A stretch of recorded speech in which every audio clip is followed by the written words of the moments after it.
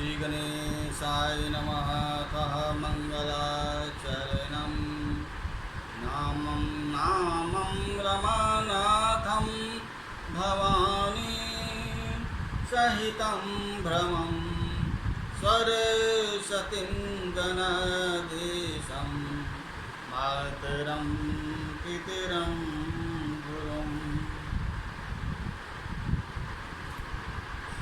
कक्षा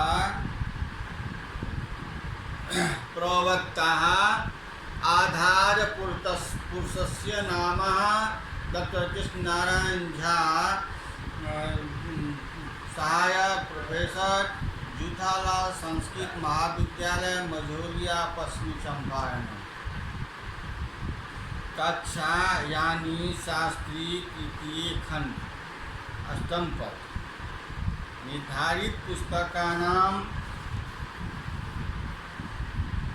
प्रतिष्ठा अष्टम पद में कालिदास रचित मेघदूत यानी उत्तर मेघ विश्वविद्यालय द्वारा 40 अंक की निर्धारित की गई है। इस पुस्तक से आलोचनात्मक प्रश्न 20 अंक के एक प्रश्न पूछे जाते हैं तथा व्याख्या 10 अंक के और एक प्रश्न पूछे जाते हैं। अर्थ एवं हिंदी अनुवाद 5 के ही 2 प्रश्न पूछे जाते हैं।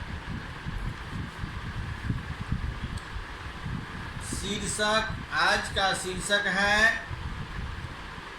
महाकवि कालिदास रचित उत्तर मेघदूत पदश्लोक के व्याख्या एवं अर्थ हिंदी अनुवाद। 39वां श्लोक से आज मैं शुरू करूंगा।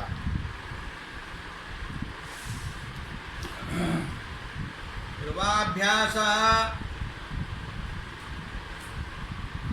यक्ष मेघ से कहता है कि तुम मेरी प्रिया से इस प्रकार कहना आरंभ करना कि तुम अविधवा हो, क्योंकि तुम्हारा पति जीवित है।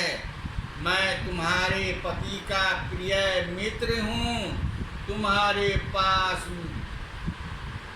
तुम्हारे पति का संदेश मैं अपने हृदय में रखकर लाया हूँ। मेरा स्वभाव यह है कि जब परदेश गए पुरुष थक कर मार्ग में बैठ जाते हैं और विश्राम करने लगते हैं, तब मैं मधुर और गंभीर गर्जन करता हूँ ताकि वे लोग अपनी प्रियाओं की चोटी खोलने के लिए आतुर हो जाए और इस प्रकार शीघ्र जाकर अपनी प्रियाओं से मिले। अर्थात मुझे यह तनिक भी साहस नहीं है कि कोई पुरुष अपनी प्रिया के वियुक्त रहे, और तुम्हारे पति की प्रार्थना पर इसी स्वभाव ने मुझे यहाँ तक आने के लिए प्रेरित किया। भर्तु मित्रम प्रियम विधवे विद्धि माम्बु बाहम तत्संदेश हृदय निहितैरागतम त्वत्समीपम जो बिंदाग्नि त्वरितयति पथि श्राव्यतां पोषितानां अभम मंद्र स्निग्ध ध्वनि नभिः बाला वैनी मोक्षात सुखिनी।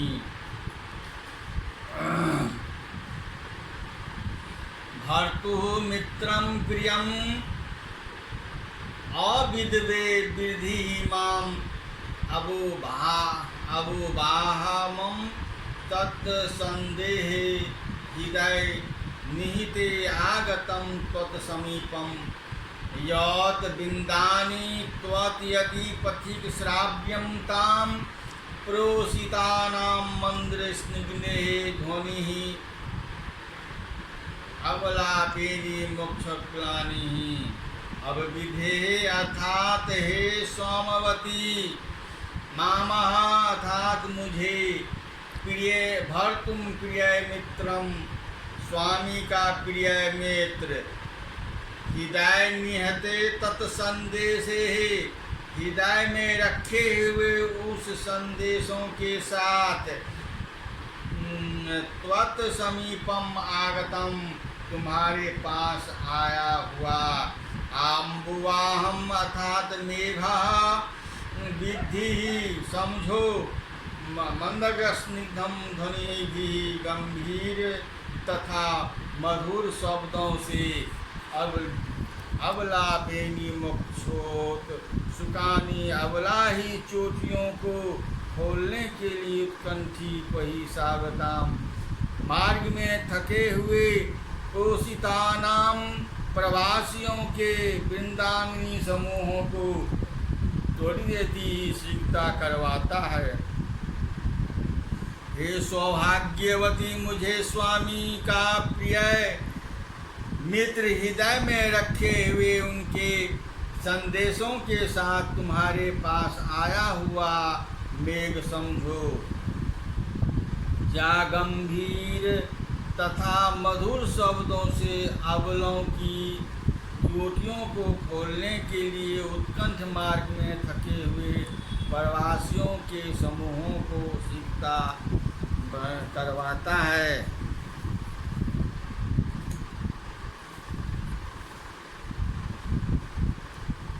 यह सुविधा है। जब तुम इस प्रकार कहोगे तब मेरी प्रिया ऊपर मुंह उठाकर तुमको देखेगी। उत्कंठा के से उनका हृदय भर जाएगा, प्रसन्नता से उसका हृदय फूल जाएगा। जिस प्रकार सीता जी के राम के दूत हनुमान को देखकर उसका स्वागत किया था, उसी प्रकार मेरी प्रिया भी तुम्हारा स्वागत करेगी। इसके बाद तुम जो कुछ भी कहोगे उनको वह बड़ी सावधानी से अवश्य सुनेगी। प्रियतम का वृत्तांत यदि प्रियतमा के मित्र के मुख से सुना जाए तो उससे जो आनंद मिलता है वह मिलन के आनंद से कुछ भी कम होता है। इसलिए वह हमारे वृत्तांत को बड़े ही मनोयोग से सुनेगी। इत्याख्याते पवनतनयम मैथिली मोन्मुखी साहा त्वाम उत्कंठोषु वसति हृदयः इच्छ संभाव्य चैवम। श्रेष्यत्यः अस्मात्मं परम बहिता सौम्यं सीमान्तिहीनाम् कान्तोदत्तं सुहृदयपतनः संगमाता किंचिदूरः।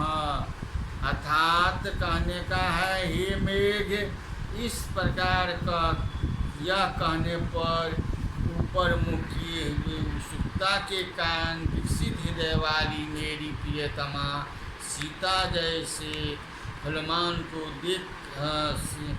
सीता ने जैसे हनुमान को देखा, उसका स्वागत किया,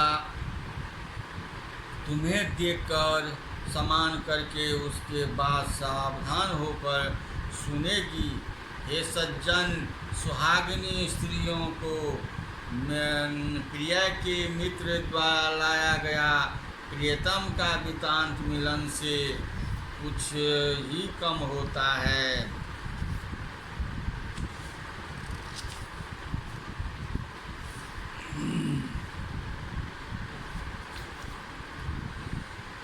हे चिरंजीव मेघ, मैं तुमसे जो यह कहता हूँ कि मेरी प्रिया अमुक बात कहना, उनमें मेरी प्रेरणा है ही, इसलिए अतिरिक्त इससे तुम्हें पुण्य भी मिलेगा, तुम्हारा उपकार भी होगा, क्योंकि दूसरे का हित करने में अपना पुण्य बढ़ता है और इस प्रकार उपकार होता है। हाँ, तो मेरे कहने के कारण तथा अपने को कित करने के लिए मेरी प्रिया से तुम इस प्रकार कहना कि हे अबले, तुम्हारा सहचर रामगिरी आश्रम पर रहता है, वह जीवित है और तुमसे बिछुड़ा तुम्हारी कुशल पूछता है। मेघ, तुम जानते ही हो कि संसार में सुख कम है और दुख अधिक है। सुख के क्षण, आनंद के अवसर प्रायः कम आते हैं, उनके लिए प्रयास करना पड़ता है, परंतु विपत्तियों को कहीं लेने नहीं जाना होता है। वे तो आप ही मनुष्यों को घेरे रहती है, इसलिए यदि किसी भी व्यक्ति से मिले तो पहले यही पूछना चाहिए कि कुशल हैं, कोई विशेष कष्ट तो नहीं।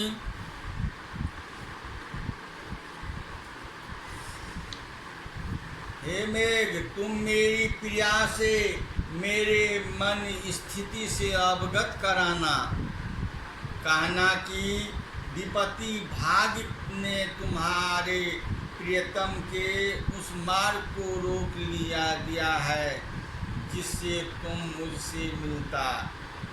अब तो वह तुमसे बहुत दूर है। विरह के कारण उसके शरीर के अंग जैसे ही हो गए, वैसे मैं तुम्हारे अंग देखता हूँ।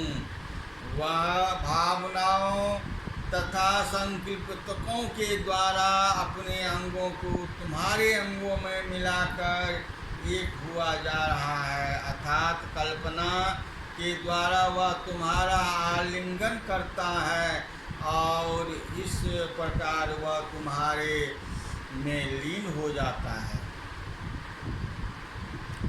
तुम्हारे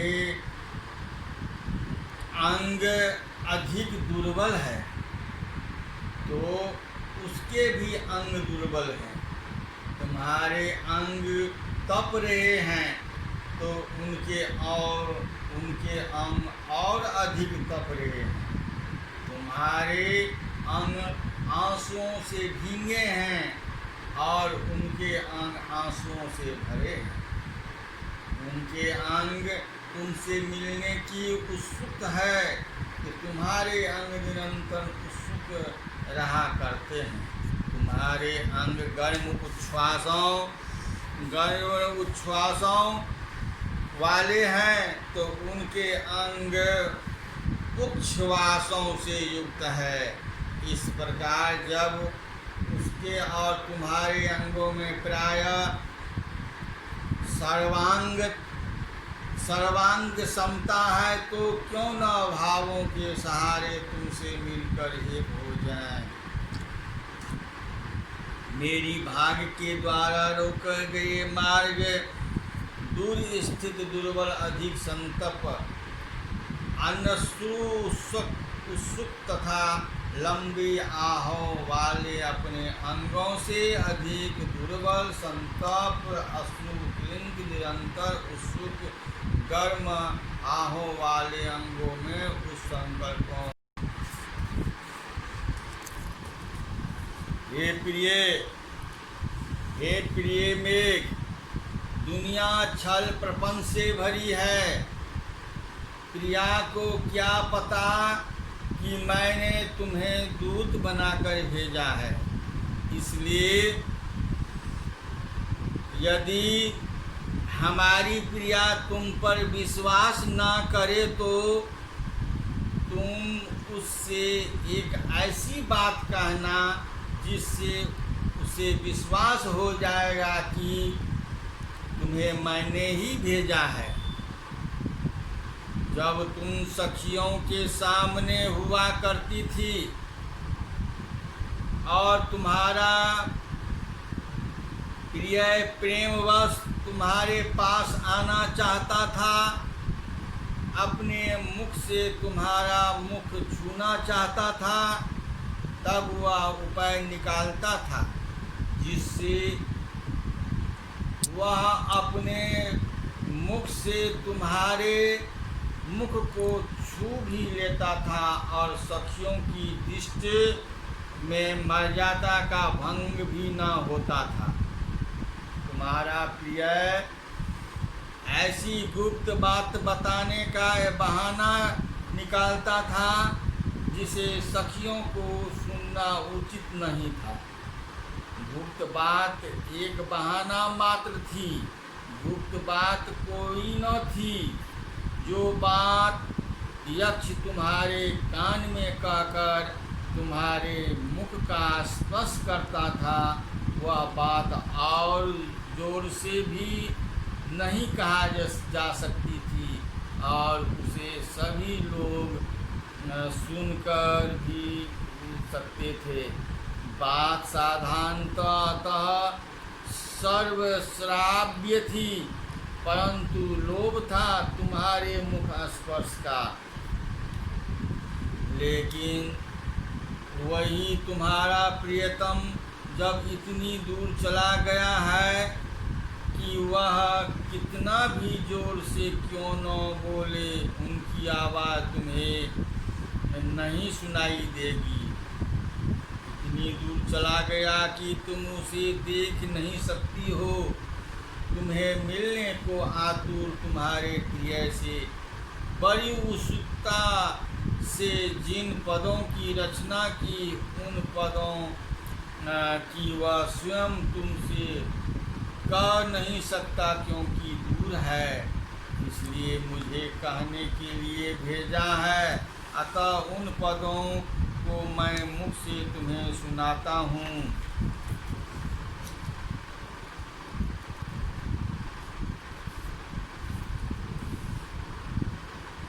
शब्दाख्येयं यदपि किलं तेजः सखीनां पुरस्ततात् कर्णे लोलः कथयन्तु भूतान् अस्पश्यैलोभात् सोऽतिक्रान्तः श्रवणविषयं लोचनाभ्यां महदिष्यः अश्वत्थामुत्कण्ठा विरचितपदं मनमुखेन दाह।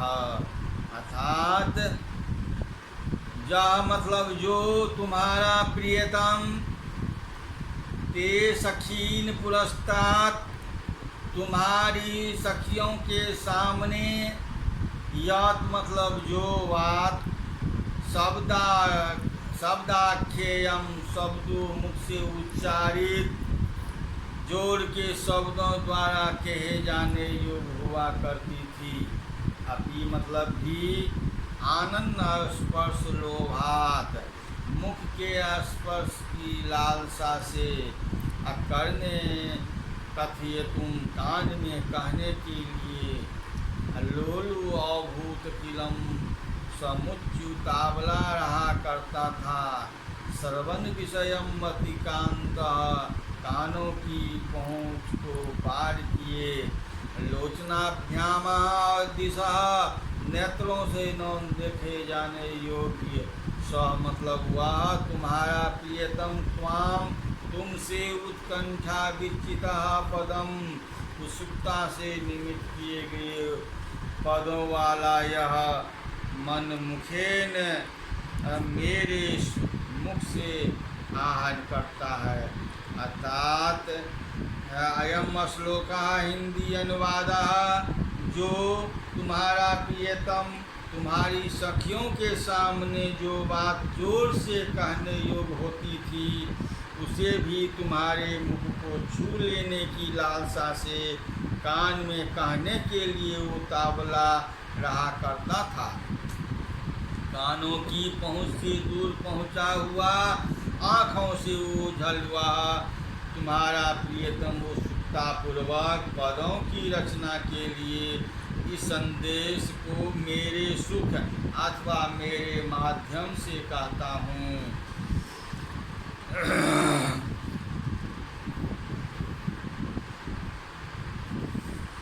जब यक्ष की प्रिया के पति सखियों के सामने एतादृश स्थिति थी कि थोड़ी देर के लिए प्रिया के दर्शन की बात तो दूर रही, उसके स्वर्ग स्पर्श के बिना वह नहीं रह सकता था।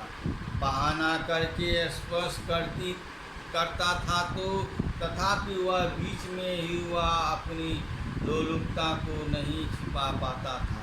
इतना प्रकृष्ट अनुराग उसमें आपातकाल के लिए भी प्रिय स्पर्श के बिना जिस पर यक्ष का जीवन यापन करना असहज था, अवश्य ही असहाय था, उसी यक्ष को आज स्पर्श तो दूर रहा, प्रिया के दर्शन के बिना 8 महीने हो गए।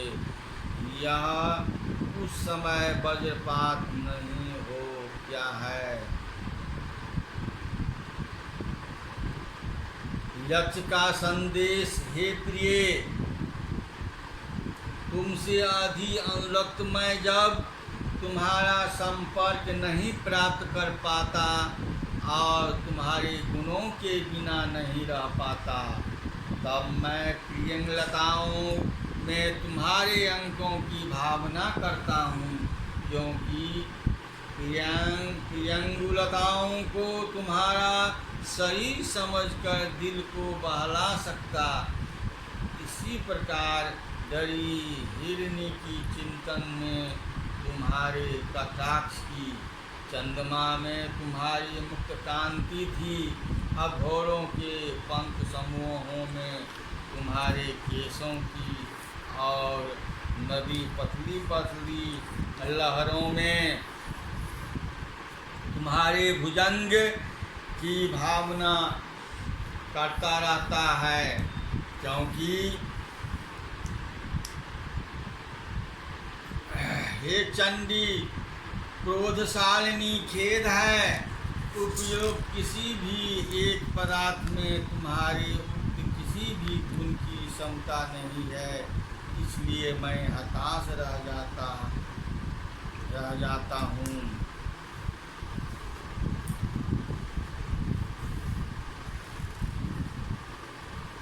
हे प्रिय, मैंने धातुराग, गेहूं आदि से पत्थर पर तुम्हारा चित्र बनाया है। चित्र में मैंने पनैन को पिता अतिशय प्रेम के कारण बनाया था, क्योंकि तुम प्रणय को पिता के रूप में चित्रित थी। अतएव वही मैं अपना ही एक चित्र बनाना चाहता था, जिसमें मैं तुम्हारे चरणों पर गिरा पड़ा होता। लेकिन निष्ठुर भाग को क्या कहा जाए, जैसे मैं तुम्हारे चरणों में गिरा हुआ अपना चित्र बनाने की इच्छा करता कि वैसे मेरी दृष्टि आंसुओं से बार बार रूंझ जाती। भाग्य को यह भी सहज नहीं कि चित्र में भी हम दोनों का मिलन हो जाता।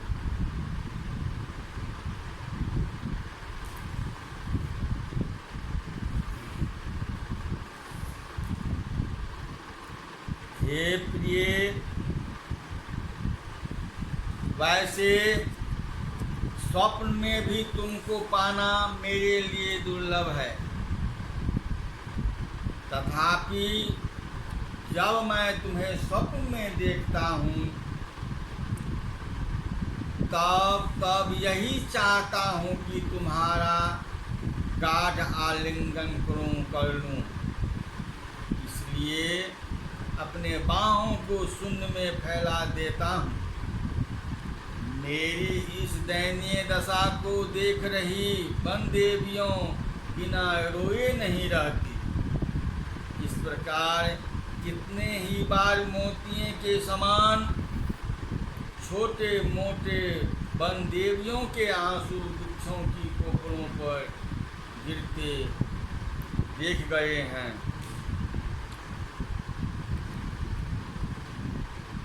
माम आकाश प्रणीहित भुजम निर्दस्याश्लेष हेतु लब्धास्याते कथमपि मया स्वप्न संदेशनेषु यस् पश्यन्ति नाम न खलु बहुशो न स्थली देवतानां मुक्तास्तुलस्त्रुकिशलय से बद्धुलेशा पतन्ति।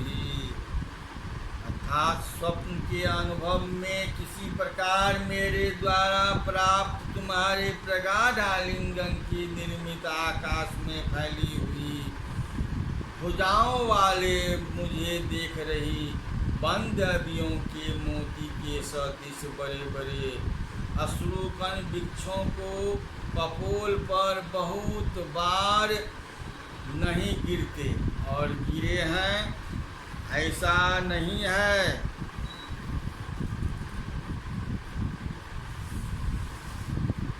हिमालय पर्वत पर देवदारू वृक्ष की स्पर्श सटी हुई पत्तियों में जब वायु के झोंके लगते हैं तब ये पत्तियां एक दूसरे से अलग अलग हो जाती हैं। वायु के आघात से इन्हीं पत्तियों के कुछ भाग टूट भी जाते हैं जिससे रस निकलता है। यह रस सुगंधित होता है। इस रस के कणों को लेकर वायु दक्षिण दिशा की ओर प्रस्थान करती है। हे गुणवती प्रिय, जब जब ऐसी वायु आती है तब तक मैं उस वायु का बड़ी आत्मीयता से आलिंगन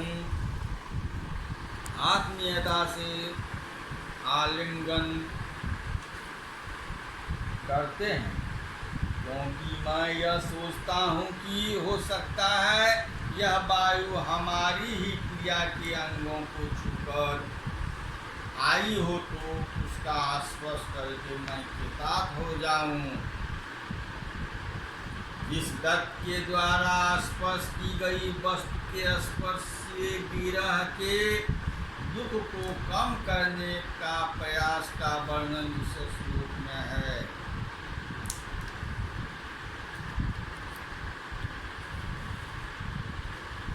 हे चंचल नेत्र वाली प्रिय, तुम्हारे वियोग के कारण मैं अत्यधिक व्यथित हूँ।